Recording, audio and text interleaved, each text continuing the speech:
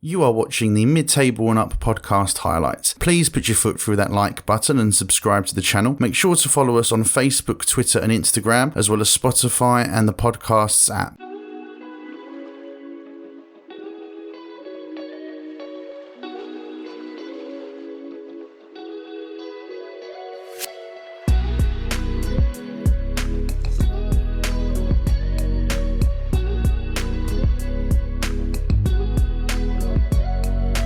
Very interesting shout. Brilliant. All right, then. So moving on to my number 8. Now I'm gonna basically kind of say that out of everyone on my list, and I'd also probably say realistically on your lists as well, he's probably the least talented player on there, which it's probably a very harsh way of describing him because I think he's an excellent footballer and I think he's had a very, very good year. I have gone with Jordan Henderson as my number 8 in midfield for Liverpool. So this year, it was such a crazy year.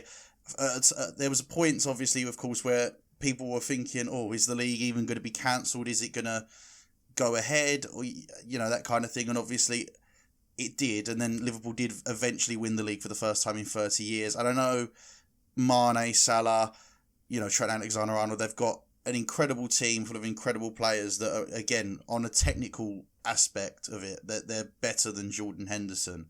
But I feel like his leadership, I feel like the way he's driven that team, not just this season, but over the last couple of years, consistently to finally give Liverpool that first title in 30 years. I think it's been, I know obviously that, again, the manager and the team also deserve a lot of credit for that achievement, but I do think it's been a fantastic year from him. I think that you talk about leaders and you talk about how much you maybe miss someone's presence, and obviously at the minute they're really missing Virgil van Dijk, but I do think if Henderson wasn't in the team, I do kind of wonder if the mentality would drop off a little bit, and I feel like he typifies everything that is Jurgen Klopp and everything that is that team. Who else do you think they need to lose for them to not be title contenders? Henderson would be a big blow. I think Is it Henderson? Is that? I would also say the goalkeeper. Because I would say Alisson. I'd say Alisson, the goalkeeper. I'd also probably say, Mane or Salah, one of them two as well. Yeah. But for me, despite the injuries, they still have enough and should be winning the league this year. But yeah, I do think Henderson would be a huge blow to that. And as I said, I wonder whether the mentality would drop off if they did lose him. But I just think he's been consistently throughout this year, throughout this season as well. I think he's been fantastic for them, and I think he's been a real leader.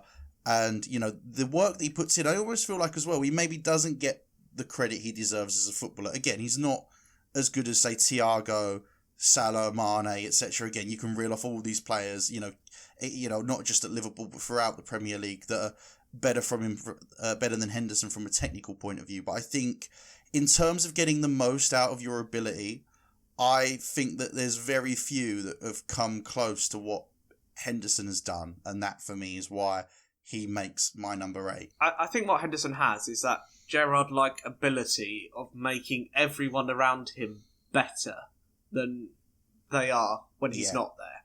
And that's a ridiculously good skill to have as a football player.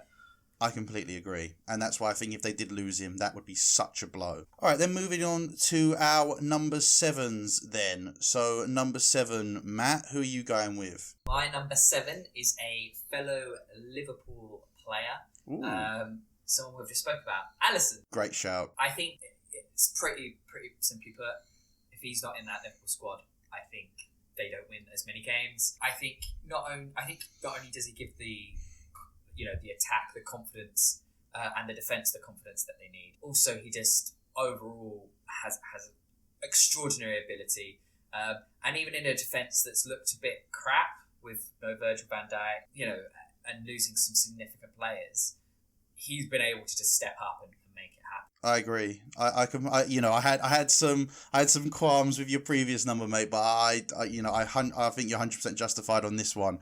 I will say that I think he's an incredible goalkeeper, and I think the confidence that he must instill in that back line, even without Virgil van Dijk, I think is huge. I think he would be a very heavy loss if he was to get an injury again. And he can play as well. He's not just an incredible shot stopper. He's not just incredible for the defence. He can play. He can pass the ball. A complete goalkeeper in this day and age, I think, is fantastic. So Yeah. I'm going to pose a question to you two. Is he the best goalkeeper in the world right now? Yes. Right now, yeah. Yeah. Oh, good. I'm glad we're all in agreement on that then. Very easy, that question, wasn't it? It was. I'm glad we're all in agreement on that. I was just wondering whether maybe someone was going to throw Neuer in there or something like that. Piano Black is up there and Neuer's up there in that conversation. But I mean, Edison is still a good, fantastic goalkeeper as well, but he's not on the same level. Alisson's level has been ridiculous. Yeah. I mean, some of the saves he makes are insane. And he was the final piece of that Liverpool jigsaw, wasn't he? Like, completely, yeah. It was. We signed Alisson.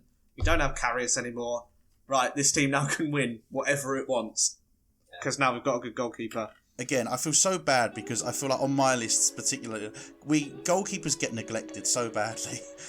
But yeah, no, I think a worthy place on this list, Matt. I will give. That's the final whistle. Thank you so much for listening to this episode of the Midtable and Up podcast. If you enjoy our top 10 lists, please make sure to follow us on Twitter, Instagram, and Facebook. Let us know what you would have done differently. If you watch this episode on YouTube, make sure to put your foot through that subscribe button and leave a like on the video, as well as follow us on Spotify, the podcast app, to keep up to date with the series. Thank you very much. See you next time.